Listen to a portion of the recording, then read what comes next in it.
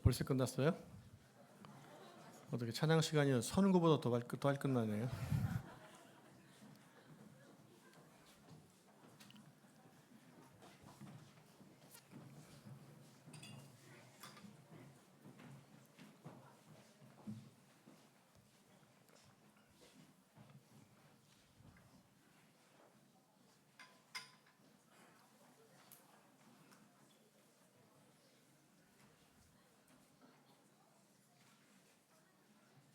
원래 이렇게 전세대면 좀 복잡해요. 네, 애쓰셨습니다. 아침 일찍 와서 연습하느라 고생했습니다. 자, 다시 한번 옆 사람 옆에 앉으신 분께 인사 다시 하겠습니다. 메리 크리스마스. 다시 한번 크게 앞뒤 좌우로 메리 크리스마스.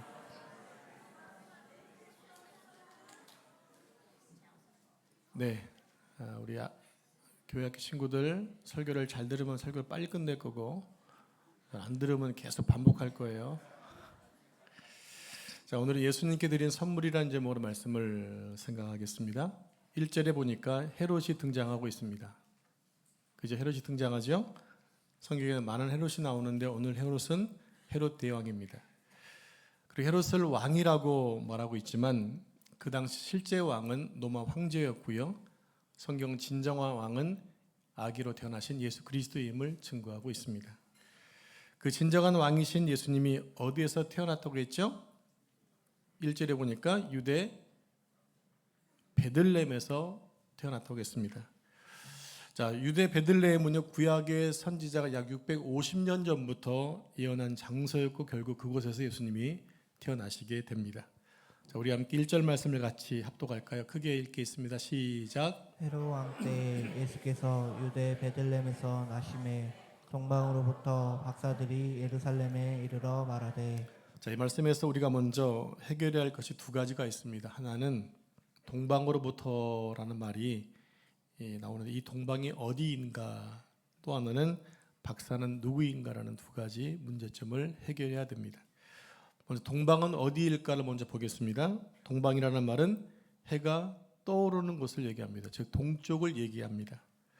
우리 교회학교 친구들 교회학교 친구들에게만 물어보겠습니다. 해와 달과 별이 어디서 어느 방향에서 뜨죠? 우리 1학년밖에 모르는구나. 다시 한번 청년들이 대답해 보겠습니다. 해와 달과 별이 어느 쪽에서 뜨나요? 오늘 작정을 했군요. 대답 안 하기로. 이렇게 하면 길어진다니까 설교가. 자, 어른들이 대답하겠습니다. 해와 달과 별이 어느 쪽에서 뜨죠? 그죠, 동쪽이잖아요. 어른들은 하는데 왜 우리 아이들은 모를까요? 자, 동쪽에서 뜨는데 여러분들이 앉아 있는 방향에서 어느 쪽입니까? 네, 동서남북 다 나오네요. 제가 알려드리겠습니다. 제 등 뒤쪽입니다. 강단 쪽입니다. 왜냐하면 북극성이 여러 방향에 왼쪽에 3시 방향이 있기 때문에 그래요. 동서남북은 무엇을 보고 알 수 있냐면 북극성이 어디 있느냐, 그쪽이 북쪽이거든요. 그러니까 북쪽에서 오른쪽이 동쪽이고 왼쪽이 서쪽인 거예요. 그래서 제 등 뒤에서 해가 떠서 여러분 뒤쪽으로 해가 지게 됩니다.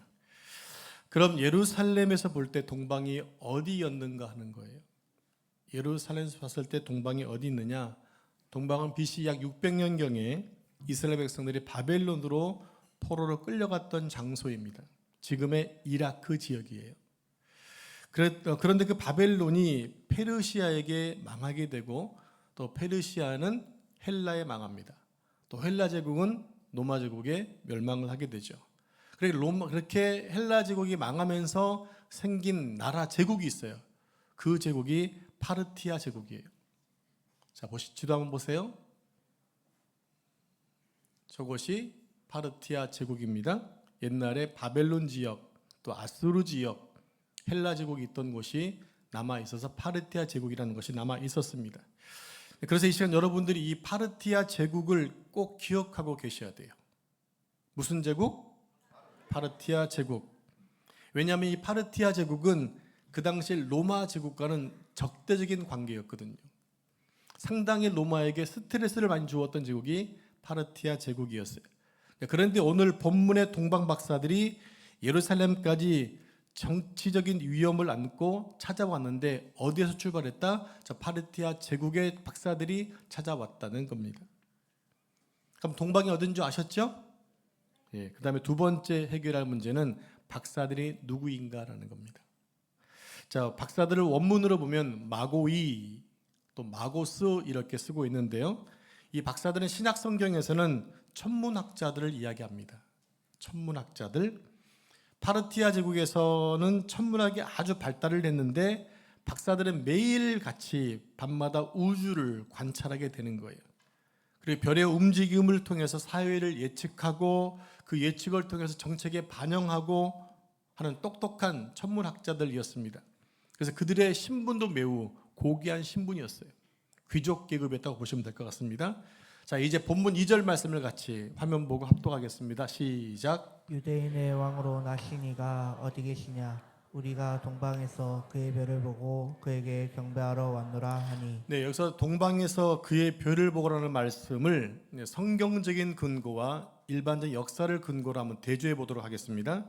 그리고 이 근거들을 통해서 어느 시점에서 이것으로 연결되는지를 찾으면 동방 박사들이 그 멀리에서 아기 예수님을 찾아와 경배했던 그 이야기가 오늘 우리에게 얼마나 큰 도전을 주는지를 깨닫게 된다는 것입니다. 먼저 별에 대한 성경적 근거를 찾아보도록 하겠습니다. 성경에서 별은 메시아를 말씀하시고 또 예수 그리스도를 상징하고 있거든요. 그럼 별이 어떻게 출발하고 있는지를 보도록 하겠습니다. 먼저 민수기 24장 17절 말씀을 가면서 우리 학생들만 합독해 보겠습니다. 화면 보고 시작.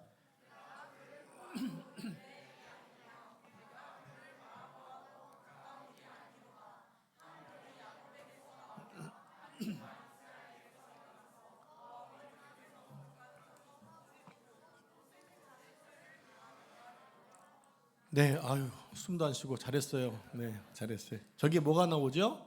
한 별이 나옵니다. 한 별이. 자, 구약 성경에서 오실 메시아를 상징할 때 별로 표현을 합니다. 우리나라에서도 이런 얘기가 있죠. 사람이 태어나면 하늘에 뭐가 생긴다? 별이 생기고 그 사람이 죽으면 별이 떨어진다, 진다 이렇게 얘기하고 있잖아요. 이와 같이 민수기에서도 메시아를 별로 표현했다고 하는 겁니다. 자, 다음으로 요한계시록 22장 16절 말씀을 같이 우리 어른들만 합독하겠습니다. 시작. 나 예수는 교회들을 위하여 내 사자를 보내어 이것들을 너희에게 증언하게 하였노라. 나는 다윗의 뿌리요 자손이니 곧 분명한 새벽별이라 하시더라. 자, 놀랍게도 예수님이 자신을 뭐라고 말씀하셨나요? 뭐라고 말씀하셨어요? 광명한 새벽별이라 하셨어요. 자, 신약 성경에서도 별은 누굴 얘기하고 있나요? 예수님을 말씀하고 있어요. 이 사실은 이미 민수기에서도 말씀하셨고 요한계시록에서 성취하시게 된 겁니다. 자, 다음으로 창세기 3장 24절 말씀을 같이 합독하겠습니다. 시작.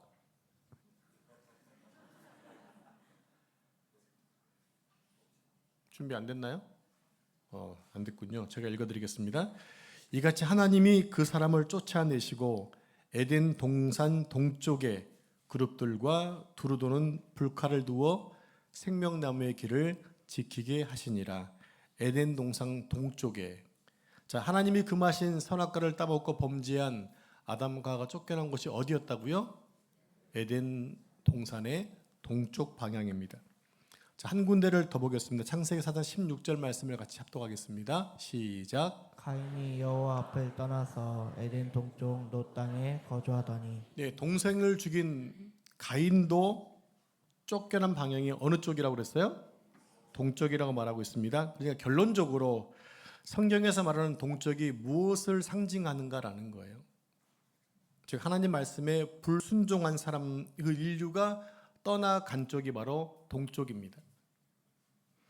자, 또 창세기 13장 11절 말씀 같이 합독하겠습니다. 시작. 그러므로 롯이 유단 온 지역을 택하고 동으로 옮기니 그들이 서로 떠난지라. 네, 롯이 그의 삼촌이자 믿음의 조상인 아브라함을 떠나서 간 방향이 동쪽이었어요. 그것이 소돔과 고모라이고 결국 소돔과 고모라가 멸망되게 됩니다.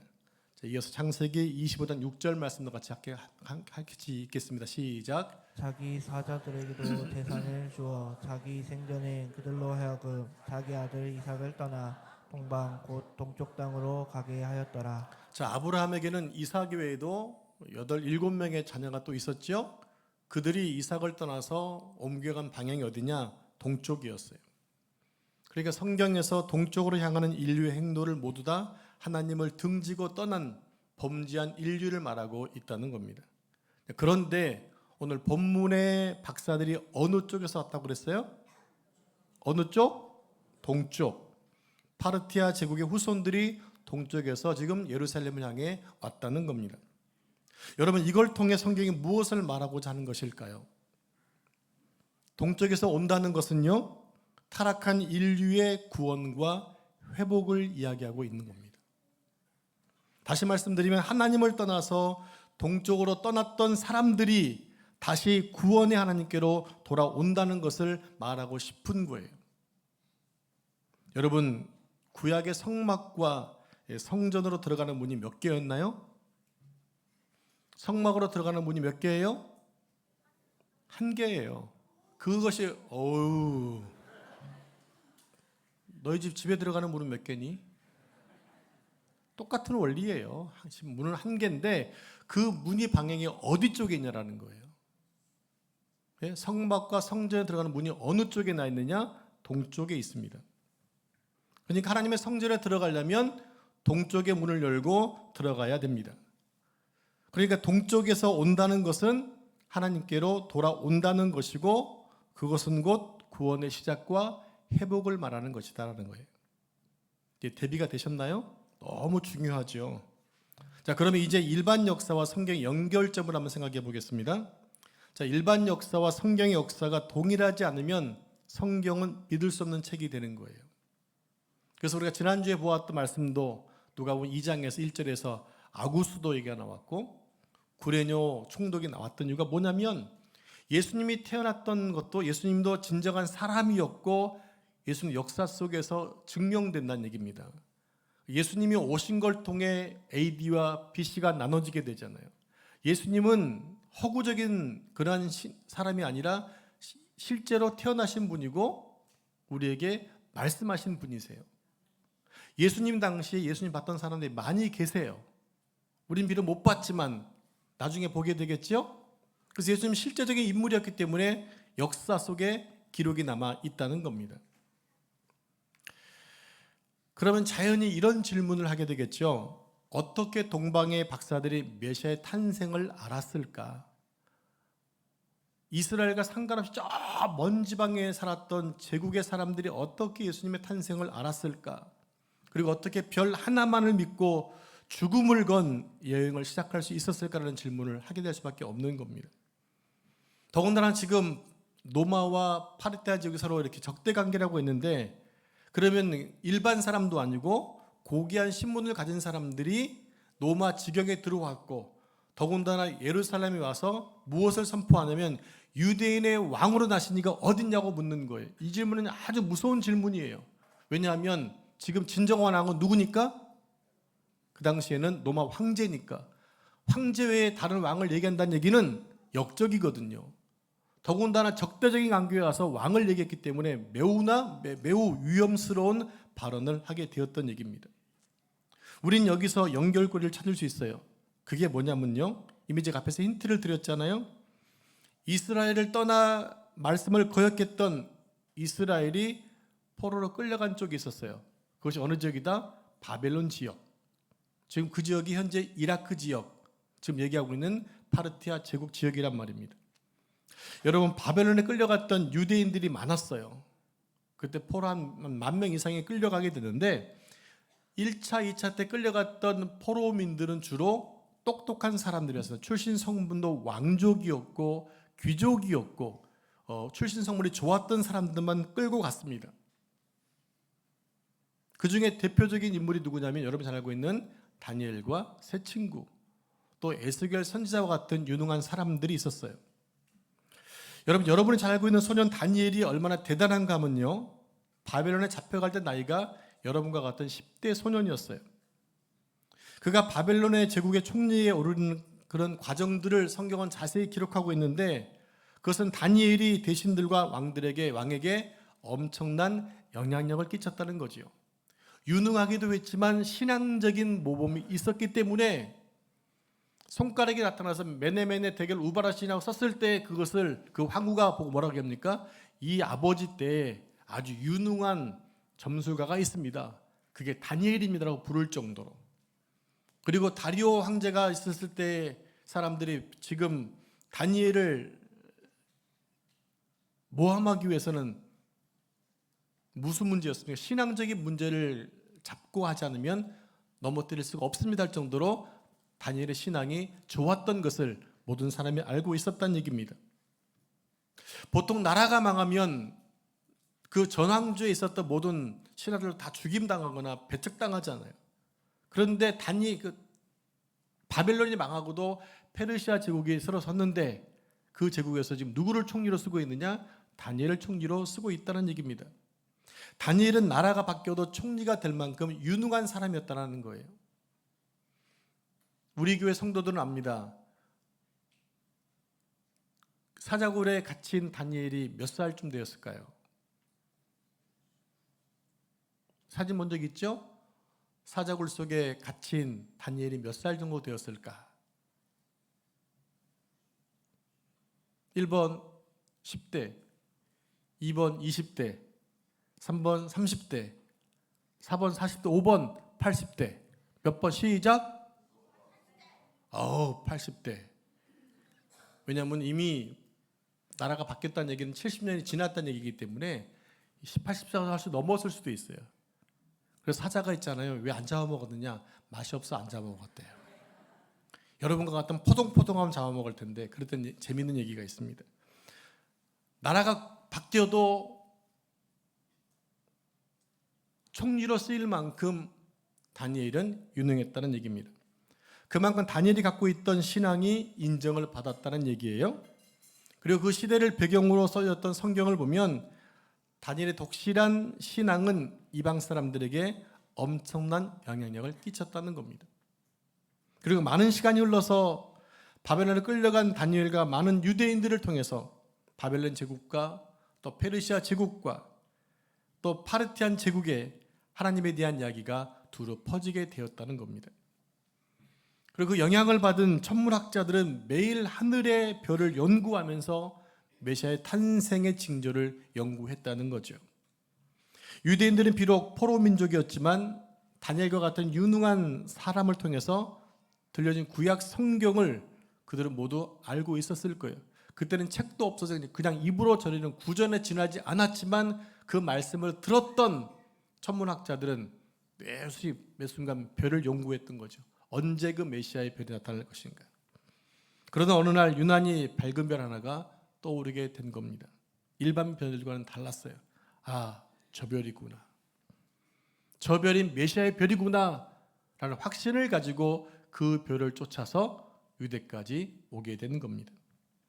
여러분, 그러니까 이 박사들이 어떤 사람들인가 하면 이 박사들은 세상 사람들의 상식 속에는 0.0001%밖에 안 되는 희미한 확신과 가능성에도 이들은 100%의 확신을 가지고 출발했다고 하는 거예요.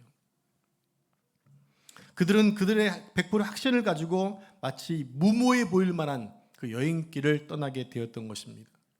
동방에서 예루살렘까지는 수천 킬로가 되는데 그 당시에 목숨을 걸어야만 올 수 있는 그런 거리였고 당시의 상황이었어요. 여러분, 단순히 그들이 천문학자니까 궁금해서 한번 가보자 이래서 떠날 수 있는 길이 아니었다는 겁니다. 박사들은 저 별이 100% 확실하다는 믿음을 가졌기 때문에 목숨을 걸고 왔다는 거예요. 자, 이제 우리 중고등부 학생들 2절 말씀과 합독하겠습니다. 2절. 자, 시작.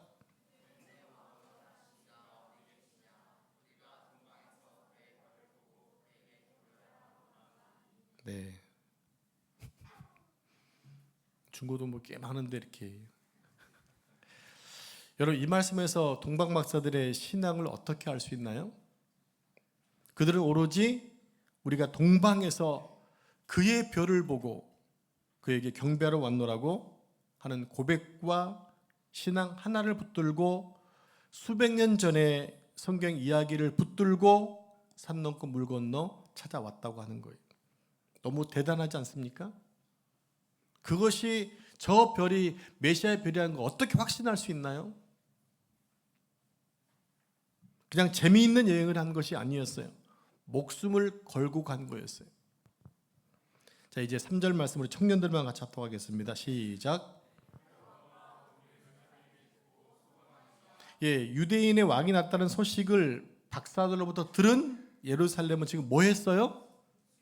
소동했어요. 난리가 난 거예요. 왜 그랬을까요? 그건 곧 정권 교체를 말하는 것이기 때문에 그런 거예요. 지금 헤롯이 살아있는데 유대인의 왕으로 났으면 헤롯은 지금 왕위에서 물러나고 새 왕이 등극해야 되잖아요. 자신의 왕권을 위해서 부인도 죽이고 장모님도 죽이고 자식을 줘도 잔인한 헤롯이 얼마나 소동을 했겠어요. 당시 왕이었던 헤롯의 입장에서는 자기의 권자가 위험해진다는 사실을 직감하게 된 거죠. 자, 우리 4절을 우리 이번에 남자 성도님을 합독하겠습니다. 시작.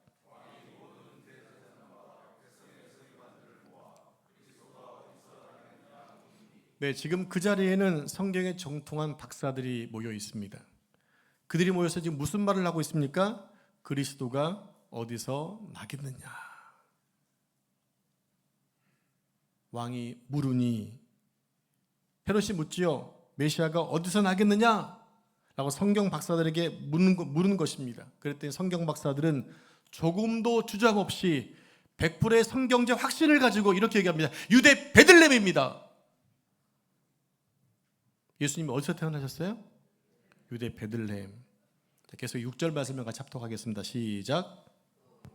왕 베들레헴아, 너는 내 고을 중에서 가장 작지 아니하도다.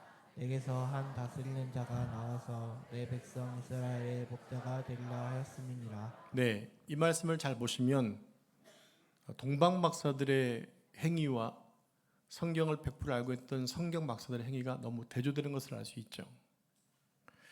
동방 박사들은 수백 년 동안 입으로 전해지던 그 메시아에 대한 확신을 기다리다가 어느 날 메시아의 별이 떠오른 징조를 살피다가 발견한 별을 보고 저 별이 메시아의 별이구나를 확신 가지고 저 별을 따라갔습니다. 도전한 거예요. 목숨을 건 거예요. 그러나 예루살렘의 성경 박사들은 어떻게 했습니까? 100%의 확신을, 정확한 성경적인 근거를 가지고 있었음에도 불구하고 아기 예수가 태어났다는 소식을 듣고도 아무런 행동도 하지 않았어요. 너무 믿음이 대조되지 않습니까? 이제 7절 말씀을 같이 합독할까요? 7절 시작. 이에 헤롯이 가만히 박사들을 불러 별이 나타난 때를 자세히 묻고. 예, 헤롯 왕과 성경 박사들은 이렇게 얘기합니다. 우리도 가서 경배하기를 원합니다. 그런데 경배하러 갔나요? 안 갔나요? 경배를 갔어요? 안 갔어요? 아무도 안 갔어요. 여러분, 예루살렘에서 베들레헴까지는 현재 자동차로 한 20분 정도 걸립니다. 제가 가봤거든요. 멀지 않아요. 그러면 그 당시는 자동차도 없었고 길도 좀 험난했기 때문에 한 2시간 정도 걸어서 갈 거리입니다. 마음만 먹으면 금방 갈 수 있는 거리예요. 요즘은 등산도 여러분 한 2시간씩 하지 않습니까? 그런데 이 사람들은 100%의 증거를 가지고도 그 예언의 성취 현장을 찾아가지 않았다는 겁니다. 반면에 박사들은 어떻게 했습니까? 동방에서 출발해서 많은 기간을 걸쳐서 목숨 건 여정 끝에 지금 아기 예수를 만나고 있다는 거예요. 여러분 어떻게 생각하십니까? 마음의 거리가 먼 겁니까? 아니면 실제 거리가 먼 겁니까? 마음의 거리가 너무 먼 거예요. 그 얘기 뭡니까? 우리는 메시아가 필요 없다라는 거예요. 지금 성경 박사들과 신약성에 살고 있던 예루살렘의 사람들은 메시아와 상관이 없었다는 거예요. 그들은 기다린다 했지만 기다리지 않았던 거예요. 여러분 지난주 생각했지만 간절히 나는 게 뭐예요? 사모하며 기다리는 거, 언제 올까 기다리는 거 준비하고. 근데 이들은 준비도 하지 않았을 뿐만 아니라 관심도 없었다는 겁니다. 그냥 헤롯에게 빌붙어서 그냥 정치나 권세나 그런 것을 누리고 싶은 것을 만족했던 것이죠. 여러분, 지금 우리는 다시 오실 예수 그리스도를 기다리고 있습니다. 그렇죠? 그런데 우리 중에는 궁궐 속에 있는 사람들과 같은 사람들이 있을 수 있다라는 거예요. 성경이 확실한 증거를 가지고 있음에도 나는 재림할 거야, 다시 올 거야, 도둑같이 올 거야, 깨어 있어라는 말씀을 많이 주셨음에도 불구하고 그 말씀을 들은 가운데 지금 우리는 주님을 기다립니다 하면서도 정작 기다리지 않고 있을 수 있다라는 얘기입니다. 저는 그런 생각이 드는 거예요. 예수님 당시에도 예수님의 초림을 많이 기다렸지만 정작 준비된 사람은 겨우 몇 명에 지나지 않았던 것처럼 이 시대 역시 주님 오실 때가 가까운 이때에 주님을 기다리나 하면서도 정작 오실 때 과연 몇 명이나 그 예수님의 재림을 맞이할 수 있을까? 여러분은 정말 그것이 확실할 수 있습니까? 저는 그런 고민이 드는 거예요. 그들은 그냥 뭐 했습니까? 소동만 일으켰을 뿐이에요. 그들은 각자 자기의 이익을 쫓아 소동합니다. 이런 사람들은 헤롯과 성경학자들과 별반 다를 바가 없다라는 거죠. 여러분, 자만하지 마시고 사모하셔야 됩니다. 정말 그날을 사모하셔야만 준비할 수 있게 되는 거예요. 여러분은 정말 동방 박사들처럼 예수님을 맞이하는 길에 서 있으십니까? 아니면 헤롯과 박사들처럼 예루살렘 가운데 소동만 하고 있습니까? 오늘 본문은 그것을 슬그머니 지금 우리에게 지적하고 있는 거예요. 너희는 어떻게 하고 있니? 이제 본문을 다시 보겠습니다. 10절 11절 말씀을 저 한 절씩 교독하겠습니다. 그들이 별을 보고 매우 크게 기뻐하고 기뻐하더라. 집에 들어가 아기와 그의 어머니 마리아가 함께 있는 것을 보고 엎드려 아기께 경배하고 보배압을 열어 황금과 유황과 몰약을 예물로 드리니라. 자, 11절에 보니까 동방 박사들이 예수님을 맞은 곳이 구유입니까? 집입니까? 다시 한번 시작. 성경을 금방 읽으셨는데 이게 집인지 구유인지 대답을 못하시면 어떡해요. 다시 한번 11절에 보면 집에 들어가 그랬어요. 동방 박사들이 예수님을 맞은 곳이 집이에요, 구유예요? 집이잖아요. 성경을 보면 관사가 덜하는 관사가 붙었어요. 그 집이에요. 여러 집이 아니라 그 집을 얘기하고 있다는 얘기입니다. 그러니까 이게 무슨 얘기가 되냐면 예수님이 이미 구유에서 나왔다는 얘기죠. 누가복음에 보면 목자들이 구유에 누인 예수님을 맞아서 찬송하잖아요. 근데 마태복음에서는 박사들이 집에 들어가서 예수님을 맞이하거든요. 그러니까 누가복음은 구유로, 마태복음은 집으로 되어 있으니까 성경이 잘못됐다 이렇게 얘기할 수 있는데 시간적인 차이가 있는 거예요. 자, 무슨 얘기냐면 이제 어느 정도 시간이 지나서 사람들 호적을 다 마치고 집으로 다 돌아가고 이제 집이 비니까 어느 집에 들어가서 예수님이 누워 있고 엄마는 몸을 풀었던 것이죠. 동방 박사들은 어느 집에 머물고 계시는 예수님께 경배를 하면서 예물을 드립니다. 세 가지 예물을 드리죠. 자, 세 가지 예물 해보겠습니다. 시작. 네, 황금입니다. 황금은 왕을 의미합니다. 그 다음에 유향은 선지자를 의미합니다. 그리고 몰약은 제사장과 또 하나 부활을 상징하는 것입니다. 우리는 이 세 가지 예물 때문에 이렇게 찬송을 부릅니다. 찬송가에 나와 있죠. 동방박사 세 사람 귀한 예물 가지고 산을 넘고 물을 건너 별 따라왔도다. 동방박사 몇 명? 3명. 여러분, 동방박사가 드린 예물이 세 가지이지 동방박사가 3명이라는 얘기는 성경 어디에도 없어요. 좀 씁쓸하죠? 진실을 알려드리니까. 우리가 잘못된 정보를 너무 많이 알고 계세요. 아까 제가 다니엘 얘기도 마찬가지고요. 잘못된 정보를 너무 많이 알고 있어요. 이들이 적어도 멀고 긴 길을 걸어오려면 최소한 단위가 20-30명은 돼야 됩니다. 그 정도 무리가 와야 다른 사람들에게 도적들을 안 당하는 거예요. 더군다나 이들은 귀한 예물을 가지고 있고 보니 여러분들 뭐 그 그림이 정확한지 모르겠지만 이렇게 뭐 박사들처럼 이런 예복을 입고 왔지 않겠습니까? 그러면 저들한테 뭐가 있을까? 돈이 있어 보이지 않아요? 그러면 가서 강도들이 당연히 가서 강도질 할 수 있겠죠. 그러려면 3명 가지고는 감당해 낼 수가 없으니까 30명이 기본적인 단위였다고 하는 거예요. 여러분, 동방박사들은 어떻게 아기 예수님을 만나는 기적과 은혜를 받은 것일까요? 약속된 별을 연구하고 메시아를 기다렸기 때문입니다. 그러니까 기다린 자만이 예수님을 만날 수 있었다는 거예요. 기다림이 없는 자에게는 이 기쁨을 공유할 수가 없다는 겁니다. 여러분께 질문하면 여러분들은 예수님의 재림을 기다리시나요? 기다린 자만 예수님이 오실 때 기쁨으로 맞이할 수 있다는 겁니다. 여러분, 신앙생활의 멀고 긴 여정은요, 약속을 믿고 그 약속이 이루어질 때까지 끝까지 기다리는 겁니다. 우리는 여전히 계속 기다리고 있어요. 제가 태어난 때부터 60년 동안 계속 예수님을 기다렸어요. 근데 아직도 안 오세요. 근데 안 오실까요? 언젠가는 오시겠죠. 다시 오실 예수님을 기다리는 것에 대해서 누가 흉을 보고 누가 손가락질을 해도 야, 예수님이 어떻게 다시 와? 말도 안 돼 라고 해도 나는 100%의 확신을 붙들고 기다리는 자야 되어야 한다는 겁니다.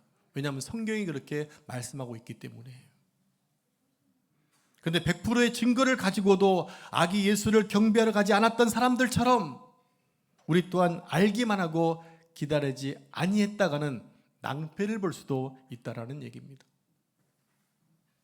이제 마지막으로 12절 말씀을 같이 합독하겠습니다. 다 이제 한 장 남았어요. 자, 시작. 그들은 꿈을 헤로데기로 돌아가지 말라 지시하심을 받아 다른 길로 고국에 돌아가니라. 아멘. 이 말씀이 뭘 말하는가 하면요, 이들의 멀고 험난한 믿음의 그 승리가 사람의 지혜와 사람의 용기로 된 것이 아니라 성령의 인도함을 받았다고 하는 거예요. 이게 너무 중요합니다.